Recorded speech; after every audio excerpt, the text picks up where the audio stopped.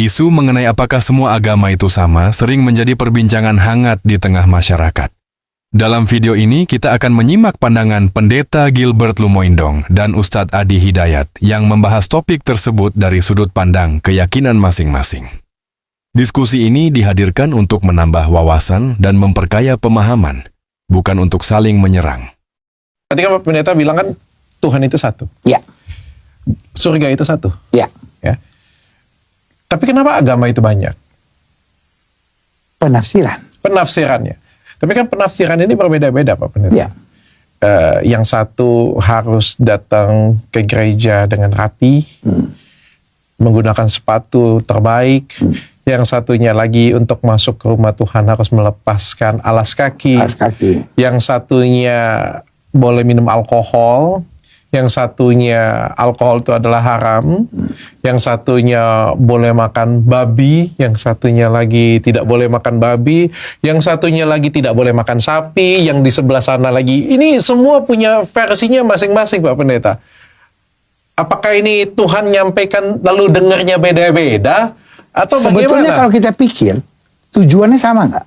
Sama. Kenapa? Karena gini. Kenapa yang satu bilang nggak boleh makan sapi, satu bilang nggak boleh makan babi. Intinya kan pembatasan. Betul nggak? Gitu. Ini saya nggak ngomong agama lain loh. Di agama Kristen aja, Advent nggak boleh makan babi. Nggak boleh makan babi. Oh iya? Oh, Advent nggak boleh makan babi dong. Nah, tapi Nggak makan daging atau nggak boleh makan daging? nggak makan babi, nggak minum kopi, nggak minum teh, gitu. Pokoknya hanya yang produk alamiah aja, gitu. Nggak boleh begitu-begituan. Itu Advent. Nah, emang babi nggak alami? tapi masuk di semua aturan yang ada di Muslim, sebetulnya ada di Imamat pasal 11. Kan itu Alkitab. Oke. Al-Quran itu apa sih? Ada Taurat, ada Injil, ada Zabur, ada Mazmur, kan begitu. Nah itu kan semua kan adanya di Alkitab, gitu kan. Jadi peraturan-peraturan, makanya orang Muslim masuk rumah orang Advent bisa makan apa saja. Karena dia nggak mungkin ada babi, nggak mungkin ada udang yang hidup di dua alam dan lain-lain, nggak mungkin, gitu. Karena itu nggak boleh, gitu. Jadi intinya bahwa semuanya itu menuju ke sama, cuman kembali penafsirannya. Kenapa misalnya mesti buka sepatu? Kenapa mesti pakai yang sederhana? Karena buat dia itulah yang terbaik. Pak Pendeta, kalau semuanya sama, Pak Pendeta percaya sama, kenapa nggak Pendeta masuk ke Islam aja Pak Pendeta? Kan sama. Iya sama. Sebetulnya sama aja, cuman saya senangnya Kristen. Karena babi masih enak buat saya gitu. Iya. Alladzina alimul haqqa wa hum alimu al-haqqa wa adalu anhu. Allahu akbar, na'udzubillah min haula. Mereka itulah orang-orang yang sudah mengerti sebuah kebenaran dengan jelas. Benar. Jelas, hujahnya nggak bisa dibantah lagi. Memang jelas. Dan mereka yakin itu benar. Mereka tahu ini benar. Tapi mohon maaf, dengan pengetahuan itu justru mereka berpaling dari kebenaran yang dimaksudkan. Udah tahu benar, diingkari. Udah tahu benar, nggak dikerjakan. Udah tahu kemudian salah, masih dilakukan juga. Sudah tahu kata Allah ini yang benar, dia tinggalkan ini yang salah, dia kerjakan. Maka ini ciri pertama pada orang-orang yang hidupnya sudah tahu kebenaran hak. Kebenaran itu dibagi dua. Ada sidqun, shad, dal, qaf. Ada hakun, itu berbeda. Lihat sini. Ada as-sidqu. Ma yahtamilu sidqa wal kadhib. Kalau disebutkan kalimat sidqun, itu persepsinya bisa beda. Kadang menurut si A itu benar, menurut si B itu salah. Beda persepsi. Ibu datang mau ke pengajian, datang kepada papa. Papa mau ke pengajian, bagus. Menurut papa gaunnya mana yang paling bagus ya? Hijau atau biru? Kata papa, biru deh mah. Ah kayaknya hijau deh. Beda persepsi. Jadi menurut ibunya hijau, menurut suaminya biru. Nah, itu padahal dua-duanya mungkin benar atau juga mungkin salah. Begitu keluar pakai kuning. Baik, tapi kalau hakun, al-haq, itu artinya kebenaran yang sudah memang benar dan buktinya nyata, sulit untuk ditolak. Dan satu-satunya kebenaran yang tidak bisa dibantah lagi, kebenaran yang bersumber dari Allah Subhanahu wa taala. Quran surah kedua ayat 147. Al-haqqu mir rabbika fala takunanna minal mumtarin. Semua yang hak itu pasti sumbernya dari Allah Subhanahu wa taala, maka jangan pernah ragu saat Anda mendapatinya. Nah, kalau orang sudah mendapatkan keterangan hak lantas kemudian dia menyalahinya, maka Allah benci dengannya. Murka, rusak lantas hidupnya. Apa hak yang paling tinggi? Hak tauhid. Allah terangkan dengan jelas. Silahkan dibuka dimanapun, cuma dalam Al-Quran yang mengatakan saya Tuhan, sembah saya, kata Allah. Quran surah ke-20 ayat ke-14. Innani anallahu la ilaha illa ana, kata Allah, fa'budni. Saya Allah, fitrah ketuhanan, berani mengatakan saya Tuhan. Jadi kalau ada yang bukan Tuhan, tidak akan bisa mengatakan saya Tuhan. Karena Quran itu firman Allah, dan Allah memiliki sifat-sifat ketuhanan. Karena punya sifat ketuhanan, punya bagian ketuhanan, dan sempurna ketuhanannya, maka berani mengatakan saya Tuhan. Makanya keterangan ini Anda nggak akan temukan dalam buku manapun dan kitab manapun, kecuali di Al-Quran. Kenapa? Karena fitrah manusia tidak bisa mungkin mengatakan lisannya saya Tuhan. Mustahil. Allah mengatakan saya Tuhan. Tidak ada Tuhan selain saya. Kemudian menyampaikan kepada kita untuk belajar, cerna dengan akalmu. Ini saya bandingkan secara logika. Ya, makhluk tidak sama dengan Khalik. Jadi kalau makhluk punya sifat A, pasti Tuhan akan beda. Karena Tuhan mesti beda dengan makhluk. Turunkan ayat ini, turunkan ayat ini, turunkan ayat ini. Sampai sempurna kita dapatkan pengetahuan.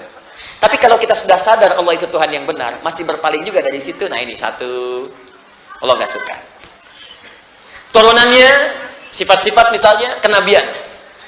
Misal yang paling contoh, Ibnu Katsir menyampaikan contoh dengan jelas. Misal,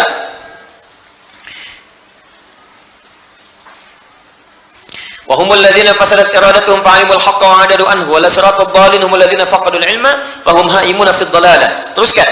وهما طريقة اليهود. Pertama, contoh di masa lalu dicontohkan seperti ini. Dan ingat ya, ini bukan spesifik pada golongan umat tertentu. Kalau bagiannya punya seperti ini, maka dia sedang dimurkai oleh Allah. Hati-hati. Contoh, kata Ibnu Katsir, tercatat dalam sejarah orang Yahudi di masa lalu. Diperkenalkan tentang tanda kenabian. Mereka tahu, karena mereka yang minta. Mereka yang minta. Buka Quran surah kedua Al-Baqarah. Ya, misalnya dari ayat 89. Tambahkan ayat 101. Ada. Walamma ja'ahum kitabun min 'indillahi musaddiqan lima ma'ahum wa kanu min qabli yastaftihuna 'ala alladziina kafaru falamma ja'ahum ma 'arafu kafaru bih. Sebelumnya mereka selalu minta kepada Allah, ya Allah, turunkan rasul terakhir, turunkan rasul yang hebat, turunkan ya Allah rasul yang bisa membimbing kami. Dijawab oleh Allah. Begitu dijawab diturunkan rasul, diingkari. Turun Quran surah kedua 101. Walamma ja'ahum, paling kanan sebelah bawah. Walamma ja'ahum rasulun min 'indillahi musaddiqun lima baina yadayhim nabadha fariqun minal ladzina utul kitaba kitaballahi wara'a dhuhurihim ka'annahum la ya'lamun. Mereka minta di kitabnya tercatat tanda-tandanya. Nanti akan datang rasul terakhir. Ya, di bagian-bagian pundaknya itu ada tanda kenabian. Kalau dia jalan awan-awan menaungi, kalau dia sakit langsung obatnya ada dalam dirinya, ada semuanya. Dan mereka tahu ketika Rasul itu diutus, tahu siapa itu.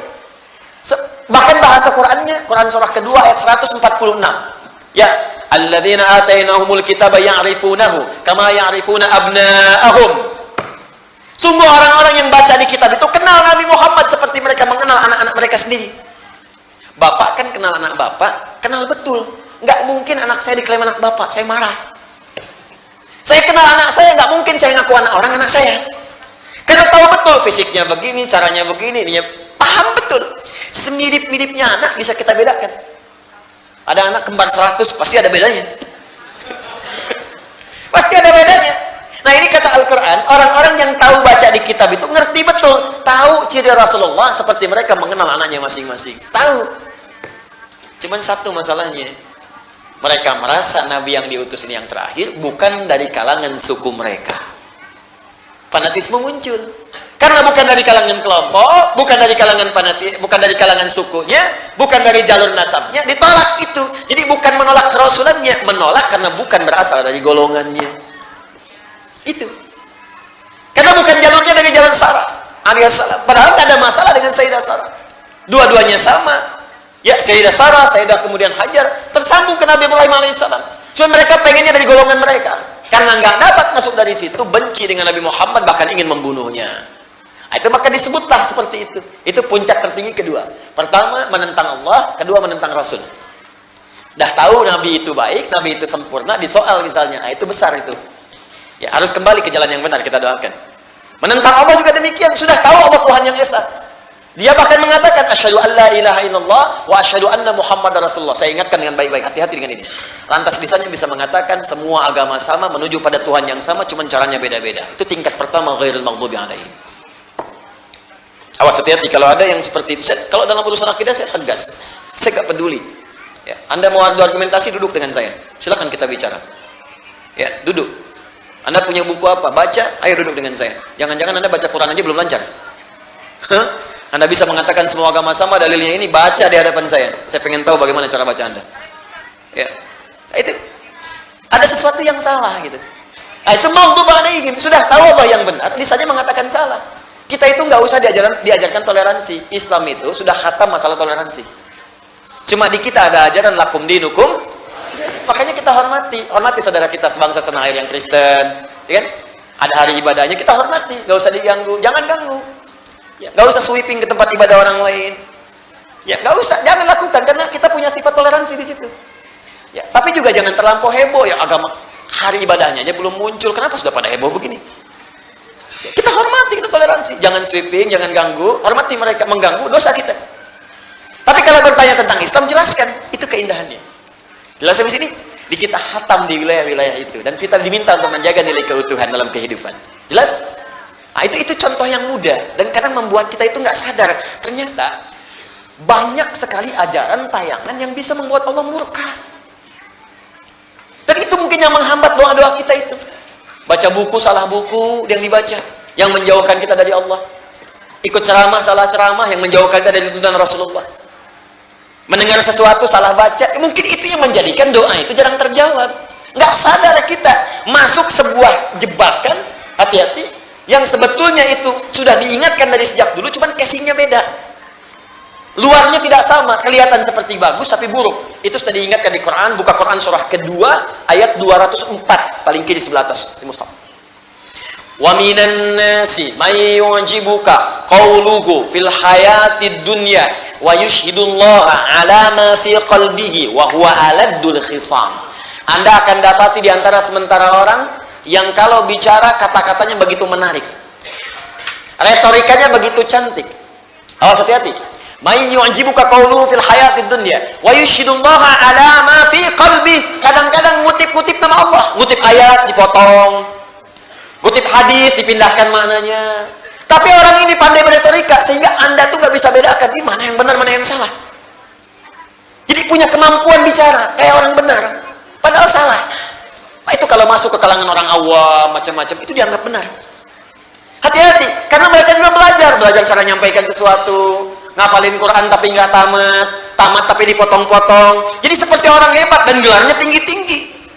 Makanya ketika bicara nggak ada gelarnya yang singkat-singkat, nggak ada. Pasti yang S3, paling kecil S2, ada yang profesor. Karena itu gelar digunakan untuk menyampaikan sesuatu seakan-akan punya legalitas. Padahal itu musuh yang sangat nyata, kata Allah. Nih, maghdub alaihim. Awas, hati-hati. Sekarang masuk kampus, masuk sekolah. Apa ibu mau? Ibu mengandung 9 bulan 10 hari, diberikan ASI, sampai sempurna 2 tahun. Anda merawat, berpeluh kesah, keringat macam-macam. Tiba-tiba besok-besok pulang anak Anda mengatakan semua agama sama. Maghdub alaihim. Kalau satu orang dimurkai Allah masuk ke keluarga, wah, itu yang paling bahaya. Jaga dengan baik. Caranya mendoakan. Dari pembahasan yang telah kita dengarkan, kita dapat melihat bahwa setiap keyakinan memiliki dasar ajaran dan pandangan teologisnya masing-masing. Perbedaan bukanlah alasan untuk bermusuhan, melainkan kesempatan untuk saling memahami dan menghormati. Semoga diskusi ini menjadi ruang belajar yang membawa kedewasaan dalam menyikapi perbedaan.